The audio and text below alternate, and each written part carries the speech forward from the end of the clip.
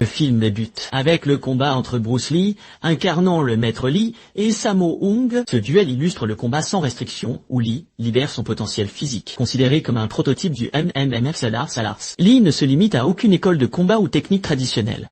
Le perdant implore même grâce et reconnaît sa défaite comme en MMA.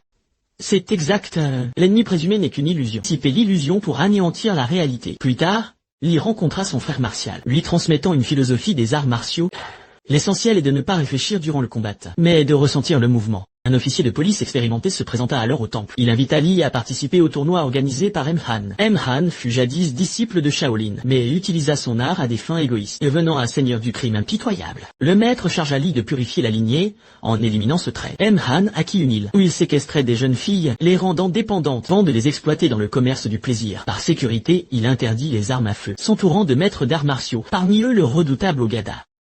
Responsable de la mort de la sœur du héros, la police révéla qu'une radio clandestine et une agent infiltré, Tunyu les attendaient sur l'île. Lee pourrait ainsi contacter les forces de l'ordre. Après avoir reçu sa mission, il se recueillit sur la tombe de ses proches. Ce voyage était à la fois une expédition et un réconfort, une purge nécessaire. C'est aussi une vengeance sanglante personnelle. D'autres maîtres d'arts martiaux les accompagnent sur l'île, dont le champion américain Roper et le redoutable William, tous présents. Mais les combattants découvrent le train de vie souterrain de M-Han, où s'entraînent d'innombrables experts en combat, entourés d'une multitude de beautés envoûtantes, dans des demeures dignes de palais. Soirées festives, vêtements somptueux et festins contribuent à faire sombrer les combattants dans l'ivresse. Mais Lee, uniquement focalisé sur sa vengeance, refuse toute distraction et mène secrètement son enquête sur l'île, gardant un profil des plus discrets. Père, le champion américain, semble aussi percevoir la menace, tandis que son ami William évoque même une dernière scène. Alors apparaît Maître Han, 69 ans, combattant légendaire, accompagné de ses élégantes disciples féminines, dans une entrée très théâtrale. Le faste de M-Han dépasse l'imagination. Où qu'il aille, il est escorté de beauté, et l'île entière en regorge.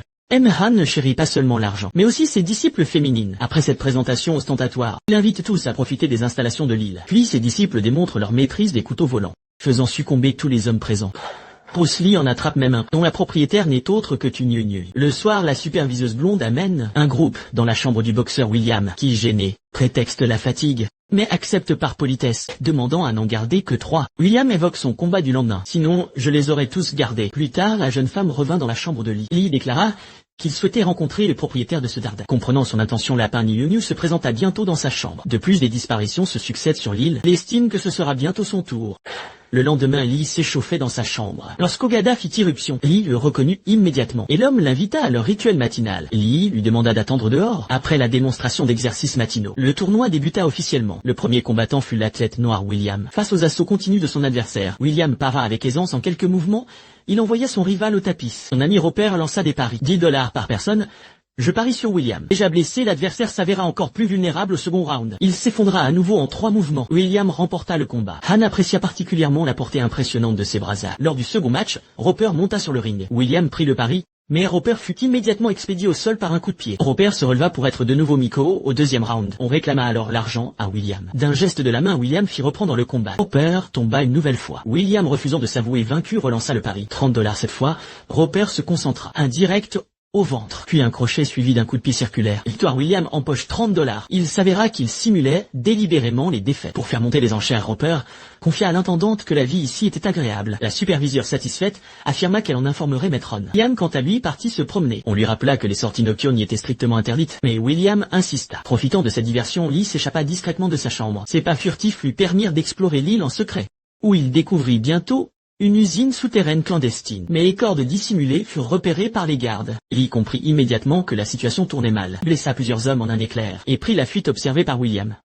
Le lendemain, le tournoi débuta après ces événements. Maître Han, furieux, déclara « Quelqu'un a bravé l'interdit nocturne hier et blessé mes hommes, remplis de colère. Il refusa de le nommer mais promit de régler cela personnellement. Su fit venir les gardes agressés et convoqua un colosse de 200 livres. L'homme massa les gardes de ses mains, leur brisa les os, et les tua sur place. Cette brutalité glaça l'assistance. Fixant William, Maître Han lança « Trouvez-vous ça impressionnant ?» William répondit « Un vrai artiste martial transcende la vie et la mort. » Comme l'eau qui s'écoule, le combat contre O'Hara débuta, devenu l'un des duels les plus iconiques du cinéma. Face à son ennemi, les images de la mort de sa sœur surgirent. Le flashback s'acheva sur un coup de poing foudroyante qui terrassa O'Hara d'un seul coup. Ogata, décontenancé mais refusant de céder, entame un nouveau round. Au troisième round, Ogada tente de riposter, mais est bloqué et mis à genoux. Lorsqu'il tente une attaque furtive, une rotation aérienne le projette au sol. Ce mouvement est réalisé par la doublure Yuanhua. Ogada, fou de rage, se rue sur Lee, un coup tournoyant fatal l'atteint alors qu'Ogada tente de se relever. Un coup de pied le renverse et persiste, mais un nouveau coup de pied le maîtrise. Berry, combattant à ses côtés, déploie toute sa puissance, le laissant à peine capable de tenir debout. Humilié, Ogada saisit une bouteille pour attaquer Berry par surprise. Lee l'intercepte d'un coup de pied dans cette vendetta sanglante. Lee, emporté par la fureur meurtrière, s'élève pour écraser la poitrine d'Ogada. D'un coup mortel, cette maîtrise martiale glace les maîtres Han d'effroi. Les chefs privés de garde partent furieux. Déjà résolu au meurtre, ce soir-là, il convoque Williams dans son bureau. L'interrogeant sur ses sorties nocturnes, Williams comprend l'insinuation, mais affirme n'être pas l'auteur des blessures des gardes, insinuant qu'un autre est responsable. Le maître Han rétorque, alors dénonce-le pour sauver ta vie. Williams, mépris en lance. Pourquoi te le dirais-je et tente de partir. Han, l'homicide aux yeux, gronde, tu crois pouvoir entrer et sortir à ta guise? Impossible, l'affrontement éclate. Vénérable maître de 69 ans prouve sa légende. En réduisant Williams en bouillie sanglante, le combattant noir s'effondre. Regarde-toi, je te répète d'aller dormir tôt le soir. Mais tu veilles toutes les nuits jusqu'à minuit. Tu perds en efficacité au moment crucial, non? William a été battu à mort par Han. Il a immédiatement convoqué Lubo, l'ami de William, prétextant un entretien mais en réalité pour lui faire pression. Tenter de le rallier si possible, sinon l'éliminer comme William. Il lui exhibe sa sinistre collection, composée d'une guillotine de mains de bronze et de bras d'acier, et même des griffes de loup façon King Kong sauvage. Vous n'envisagez pas d'y ajouter ma tête. Félicitations, vous anticipez déjà mes intentions. Han rétorque, cela dépendra de votre confiance en moi.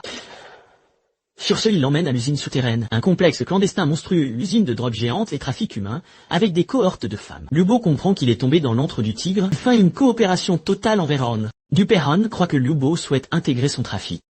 Mais, pour le maintenir, sous pression, Han lui révèle encore une horreur, un cachot abritant le cadavre de son ami William. Jeter le corps dans la cuve chimique signifie un avertissement glaçant pour Lubo. Trahis-moi, et tu seras le prochain. Le tournoi n'était qu'un leurre, pour recruter des experts mondiaux, et les forcer à intégrer son empire criminel. Lee poursuit son infiltration, et introduit un serpent dans la salle des communications pendant l'inattention des gardes. Effrayés, les deux hommes s'enfuient par la fenêtre, permettant à Lee d'envoyer des informations au QG. Alors que les gardes de l'usine souterraine convergent vers lui, Lee King réagit avec fluidité et maîtrise plusieurs adversaires. De nouveaux gardes déferlent dans la pièce. Nouvelle vague d'hommes de main. Il frappe des deux côtés avec une rapidité fulgurante. Parade des coups, s'enchaîne abattant d'autres adversaires en un éclair. Il esquive avec agilité les bâtons qui pleuvent. Puis, armé d'un bâton philippin ramassé au sol, ses attaques gagnent en férocité. Il balaye littéralement le groupe d'assaillants. Reculant vers une zone dégagée, il ne reste qu'un homme armé de nunchakus. Dans sa rage, ce dernier lui offre involontairement l'arme. Lee atteint alors l'état d'illumination martiale. Ses mains deviennent des spectres insaisissables. Maîtrise absolue qui semble défier les lois du monde. Après avoir neutralisé les derniers adversaires, il se retrouve piégé dans une salle secrète. Le lendemain, Han convoque Roper et Lee captifs, exigeant que Roper prouve sa loyauté en tuant Lee. Les deux hommes forment soudain une alliance tacite. Le colosse de 100 kilos charge à nouveau. Roper relève le défi avec une maîtrise impressionnante. D'un mouvement tournant en pied de cochon, il arrache littéralement un morceau de chair. Le géant hurle de douleur. Roper enchaîne les coups sans relâche. Le colosse le projeta au sol. Lubo se releva d'un bond acrobatique. Sur ce, Niu en profita pour libérer tous les combattants retenus. Lubo assomma le colosse d'un coup fatal, semant la panique chez les hommes de Han, qui ordonnèrent une attaque générale. Sur ce, la police alertée dépêcha hélicoptères et unités spéciales. Des centaines de combattants s'affrontaient sur l'île, encerclant les deux héros. Dans ce combat désespéré, Lee atteignit l'état de grâce martiale. Il frappait avec une maîtrise transcendante, neutralisant ses adversaires un par un. Les maîtres libérés se joignirent au combat, formant une alliance avec Lee et Lubo. L'île entière sombra dans un chaos meurtrier. On frappe au hasard, clamaient les uns. Mais eux, ils maîtrisent leur art, rétorquaient les chefs. Leur technique trahissait des années d'entraînement. Han sortit alors ses griffes de tigre. Ah, il était préparé. Le duel final s'engagea sous leur regard enflammé. Lee, agile comme l'hirondelle, parait chaque attaque avec une élégance mortelle. Quand Han tenta d'utiliser ses griffes, Lee le cloua au mur d'une phrase. Désarmé, Han s'enfuit vers l'entrepôt, où il dégaina des griffes de Wolverine sauvage. À ce qu'on dit récupéré après la mort du mutant. Amis, rappelez-vous, pas de commerce, pas de braconnage. Scandons nos griffes de mutants. Protégeons Wolverine, ça commence par nous. Lee strié de blessures sanglantes par les griffes assassines. Sauvons l'oncle loup, agissons ensemble. Les griffes du loup ont lacéré la peau de Lee, laissant des traces sanglantes. Mais il reste prostré au sol sous vos coups de poing puissants et vos coups de pied circulaires. Sans défense. Pour sauver sa vie, il s'est réfugié dans une pièce entièrement miroitée. D'innombrables reflets se confondent, vous empêchant de localiser un véritable. Cette scène est devenue un classique du cinéma mondial, le commencement. Alors Lee se souvient de l'enseignement de son maître, anéantir les illusions. D'un coup il pulvérise tous les miroirs. Han ne peut effectivement plus fuir. Propulsé en l'air par un coup de pied latéral de Lee, s'empale sur une lance métallique. Lee sort l'île entière et sous contrôle.